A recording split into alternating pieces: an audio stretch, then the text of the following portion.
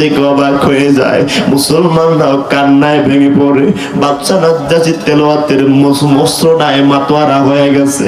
তেলাওয়াতে দোলে আর কণ্ঠের তেলাওয়াত গুলো শুনে ঈসা নবীর কথা, মারিয়ামের কথা শুনতে শুনতে বাচ্চা নাজ্জাশী পাগল পারা হয়ে গেল। বাচ্চা নাজ্জাশী যখন তেলাওয়াত আবু জাবুর বন্ধ করে দিল, তেলাওয়াত বন্ধ করার সাথে সাথে বাচ্চা নাজ্জাশী চিৎকার দিয়ে বলল, মুসলমানেরা তেলাওয়াত বন্ধ করবা না, বন্ধ করবা না। হাদা কালামু রব্বি, আমি মেনে নিলাম, আমি বুঝে নিলাম এটা মানুষের কোন কল্পিত, মানুষের কোন রচিত কাহিনী, কেসা বানোয়াট কথা নয়, এটা আমার আল্লাহর কালাম। জোরে কান্না দাও সুবহানাল্লাহ। বাচ্চা নাজ্জাশী ডেকে বলো, সাহাবারা, ও মুসলমানেরা শোনো শোনো, আজকে কোরআন শুনে আমি পাগল পারা হয়ে গেলাম। এতদিন কোরআন শুধু একটা দেশে চলতো, একটা মুফাসসির শহরে চলতো। আল্লাহ কয়, আমি আল্লাহর কোরআনের বাণী, আমার নবীর আদর্শের বাণী পৌঁছাতে বাধা দেয় যারা, আমি আল্লাহ পৌঁছায় দিই এমন করে। আগে কোরআনের দাওয়াত তো ম্যান টু ম্যান, শুধু মক্কার কাফেরদের মাধ্যমে। সবার আগে আমার আল্লাহ কোরআনের দাওয়াত আন্তর্জাতিক মহলে প্রচার করে দিল বহির্বিশ্বে। বাচ্চা নাজ্জাশী বলে, মুসলমানেরা তোমরা পরাছিলা, তোমরা আত্মগোপনে ছিলা, না না, আজকে থেকে আমি তোমাদের ব্যাপারে ঘোষণা দিলাম, এই দুইজনের হাতে তোমাদেরকে উঠায় দিব না, তুলে দিব না, ছেড়ে দিব না, বরং তোমাদের ব্যাপারে ঘোষণা হলো যতদিন মন চাবে ততদিন থাকবা। আজকে থেকে তোমরা আমার দরবারে রাজকীয় রাজমেহমান। না, আজকে থেকে তোমরা রাজমেহমান, রাজকীয় দরবারে মেহমান। খবরদার তোমরা কিন্তু আমাদের কাছ থেকে যাবা না। এ আবু জাহেলের চামচা, গলায় নাই তোদের গামছা, যাও তাড়াতাড়ি যাও, না গামছা ধরে টাইনে কিন্তু আটকায় রাখবো। এই আমি বাদশার দরবারে আবিসিনিয়ায় কোন চামচার দালালি চলবে? আরো জোরে বলেন। গোটা জীবনে দালালি করছে। এক সময় বঙ্গবন্ধুর ভাষণ, শেখ মুজিবুর শাসন, এরশাদের শাসন, জিয়া কেটে খাল, অনেকজনের নানান তাল, সবার বাংলাদেশ দেখা শেষ। আগামীর বাংলাদেশ, টুপিওয়ালার বাংলাদেশ, দাড়িওয়ালার বাংলাদেশ, কোরআনের বাংলাদেশ। চান কারা কারা রবের দরবারে হাত দেখান তারা তারা। নারায়ে তাকবীর, নারায়ে তাকবীর। বন্ধুগণ আমার, এবার দুইজন ওই আবিসিনিয়া থেকে নিজের দেশে যাওয়া লাগবে কি লাগবে না? জোরে কয় না? মুনাজাত দেব? অসুবিধা হবে? কয় বছরে আলোচনা করব? 13 বছর। কত বছর? এখন আছি কত বছরে? 5 বছরে। আর বাকি আছে কত? হিসাবে ভুলে গেল।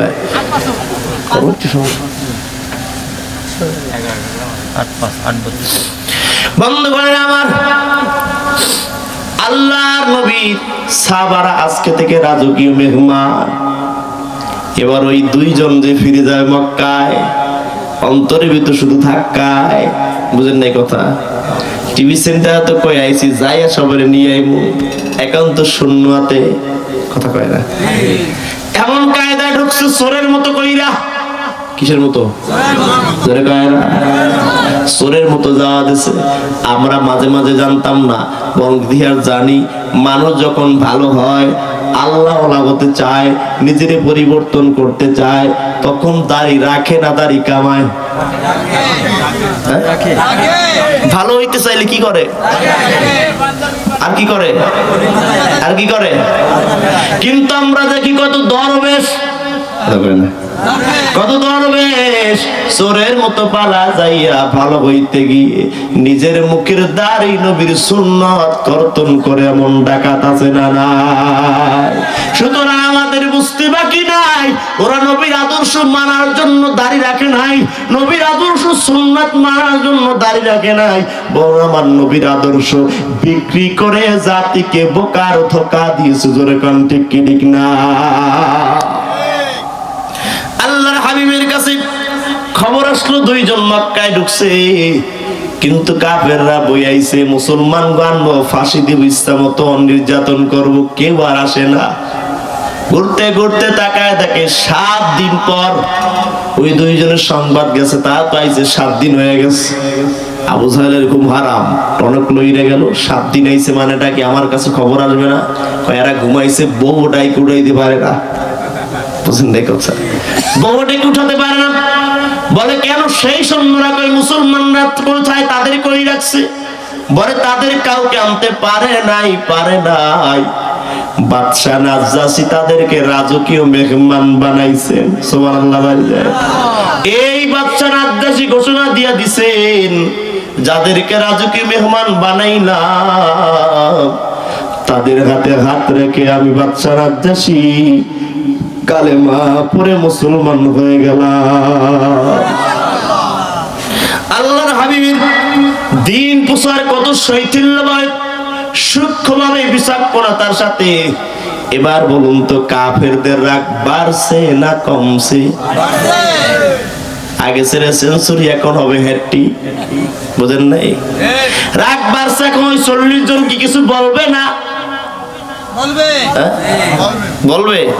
এখন পাইলি ধর, সিস্টেম একটাই, ধরবে জেলে পড়বে, ধরবে আর ধরবে। এই চিন্তায় পাগল পারা হলেন। মক্কার আবহাওয়া বড় খারাপ হয়ে গেল। নবীর বয়স এবার 46 আর 47, 2 বছর। এই 2 বছরে এত পরিমাণে নির্যাতন, এত পরিমাণে জুলুম, এমনকি আল্লাহ নবীর জীবনও এখন নিরাপদ নয়। কাফেররা বলল, আর এই মুহাম্মদ ইবনে আব্দুল্লাহর উন্মুক্ত বাতাসে ঘুরতে দেওয়া যাবে? তার এবার জেলখানায় ঢুকানো লাগবে। কোথায়? পৃথিবীতে যত জেলখানা আছে, যত প্রিজন আছে, সব জেলখানাগুলো ঘুরে দেখবেন, ইতিহাস পড়ে দেখবেন, এমন কোন জেলখানায় যেখানে খাবার দেয় না, যেখানে পানি দেয় না, যেখানে বান্দা বান্দিরে খাবার দেয় না। কিন্তু আবু জাহেল এমন একটা জেলখানা বানাইছে, যেই জেলখানা খাবার পানির কোনো ব্যবস্থা রাখে না। কথা কয় না? সে আবু জাহেলের আদলে বিভিন্ন দেশে, বাংলাদেশে না, অনেক দেশে কত আল্লাহর বান্দিরা আয়নাঘর বানাইছে। কথা বোঝেন নাই? যা কোনো কি নাই, খাবার, আলো নাই। 3 বছর আল্লাহর হাবিব জেলখানায় বদ্ধ হয়ে আছে। ছোট্ট সন্তান, দুগ্ধবর্ষ সন্তান কান্না করে। মায়ের স্তনের দুধ শুকায় গেছে, মা খাবার দিতে পারে না। মা গাছের বাকড় চাবায় খায়, পাতা চাবায় খায়। এত কষ্ট সহ্য করে, ইমান ছাড়ে না। ও এলাকার মায়েরা, ভবানীপুরের বন্ধুরা, কলিজার মায়েরা, ইমানকে তারা এত প্রাধান্য দিয়েছেন। আর আজকে আপনাকে পা ধরে পর্দা করানো যায় না। আপনি পায়ে দেন হাই হিল, করেন শুধু কিলবিল, চোখে দেন মাস্কারা, যুবকদের কামসারা, ঠোঁটে দেয় লটকা বিষ, যুবকেরা দেখে দেয় শীষ, কপালে দেয় বড় বড় লাল কালারের, কালো কালারের টিপ। ইয়াং বকাটে যুবকেরা দেখে কয়, এই মেয়েটা আমার জন্য ঠিক আছে না নাই। পা ধরে পর্দা করানো যায় না। 12 হাত কাপড় যদি মাথার শরীরে পেঁচান, কাপড় বাকি থাকবে, বরং শরীর বাকি থাকার কথা নয়। কিন্তু আমার এই আধুনিক যুগের মেয়েরা কাপড় 12 হাত পেছানোর পরেও তার পেট পিঠ জ্বলা থাকে, পুরুষেরা দেখে অন্ধ ভঙ্গিমা করে চলে। আল্লাহর নবীর জীবন আদর্শ ও মা ও বোন আপনার শিখায়, আপনার জীবন থাকতে কখনো পর্দা লঙ্ঘন হতে পারবে না। আল্লাহ রাসূল বলে, দায়ুসুল আয়াদখুলুনাল জান্নাহ, দায়ুস কখনো জান্নাতে যাবে না। পালা সুইলা ইয়া রাসূলুল্লাহ, ও নবী দায়ুস কারা? আল্লাহর নবী বলে, দায়ুস হলেন তারা, তাদের অধীনস্থ নারীদের, মেয়েদের, মাদের, বোনদের পর্দা করে নাই যারা। কারা কারা? বলে, দায়ুস হচ্ছে ওই সমস্ত পুরুষ যার বউকে, যার মেয়েকে, যার নাতিকে, যার বোনকে, যার মাকে পর্দা করায় না যারা, দায়ুস হয়ে যাবে তারা। এজন্য বলছি, এমন কোন পোশাক কিনে দিবেন না যাতে পর্দার খেলাপ হয়, এমন বোরকা কিনে দেওয়া যাবে না যাতে পর্দার খেলাপ হয়। নিজের টাকা দিয়ে গুনাহ ক্রয় করা যাবে না। বর্তমানে এই সমাজে স্মার্ট মনে করে তারা অর্ধ উলঙ্গ ছোট পোশাক পরতে পারে যারা। কথা বলে না? কোন এক এলাকায় বিয়ে হইলে এই বিয়ের ভিতরে দেখবেন কেউ যদি হাত মোজা পা মোজা লাগায় যায়, তাদের দেখলে মানুষ কি কয়? রাগ করে না? এই খেত আইছে, বরিশালের মানুষ আছে, গ্রামের মানুষ আছে, বিয়ে বাড়ি তো বোরকা ভইরাই নেই, কথা হয় না। স্মার্ট কি কয়, পেটে কাপড় থাকবে না, পিঠে থাকবে না, মাথায় থাকবে না, কথা হয় না। বেআই বেআই আসবে, গা ঘেসে বলবে, মস্কারি করবে, আসেনি আসেনি, রাগ করতেছে মনে হয়। বিয়া মানে কি কয়, নাচানাচি, গায়ে হলুদ, কে দেবে কয় বেআই দেবে, বেআইন দেবে বেআই রে, কথা হয় না। দুলাভাই ধরবে শালি রে, বউ কোথায় খবর নাই, দেওয়ার নিয়ে বাগর পার আছে না নাই। এর নাম বাংলাদেশের বিয়া, গুনা ছাড়া আর কিছু নাই ও আমার মিয়া। এজন্য আল্লাহ কয় লাকাদ কানা লাকুম ফি রাসূলিল্লাহি উসওয়াতুন হাসানাহ। আল্লাহু আকবার। ও দুনিয়ার মানুষ, তোমার নবী হলো সবার জন্য মডেল, সবার জন্য আদর্শ। নারী পুরুষ বৃদ্ধ আবাল বনিতা যে দলের বর্ণের লাইনে হন না কেন, আমার নবীর আদর্শ মানবে যারা, আমার নবীর কাছের কলিজার মানুষ হয়ে যাবেন তারা। আল্লাহর নবী সবচেয়ে ভালোবাসতেন একজন সাহাবীর, যার নাম মুয়াজ রাদিয়াল্লাহু তাআলা আনহু। কি নাম? মুয়াজ ইবনে জাবাল। মুয়াজ রাদিয়াল্লাহু তাআলা আনহুকে আমার নবী পাঠালেন, ও মুয়াজ যাও, অধ্যাসিত একটা অঞ্চল শাসন করবা, তোমার আমি গভর্নর করে পাঠালাম। মুয়াজ ইবনে জাবাল চলছেন, চলতে চলতে একটু দূরে যখন চলে গেলেন, একখানে আল্লাহর নবী মুয়াজের দিক তাকায় রইলেন, চোখের মণিকোটা থেকে পানি ঝরা শুরু হয়ে গেল। মুয়াজ আল্লাহর নবী বড় ভালোবাসতেন, মুয়াজ নবীর বড় মহব্বত করতেন আর ভালোবাসতেন।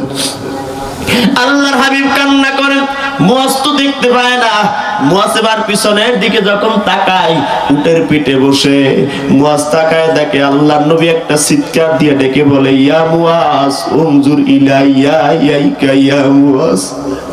এ মুয়াজ, শেষবারের মতো আমি হাবিবের চেহারার দিকে একটাবার তাকাও, আমি নবী তোমার দেখতে চাই, দেখতে চাই রে মুয়াজ।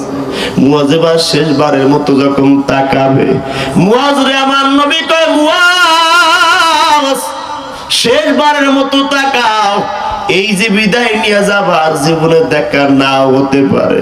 এই কথাটা নবী জোরে বলার কারণে মুয়াজের কর্ণ গহ্বরে লাগলো। যখন মুয়াজ কথাটা শুনে উটের উপর থেকে বেহুশ হয়ে জমিনে গড়াগড়ি খাওয়া শুরু হলো, তখন আল্লাহর নবীর কণ্ঠে কথা শুনে বেহুশ হয়ে অচেতন হয়ে জমিনে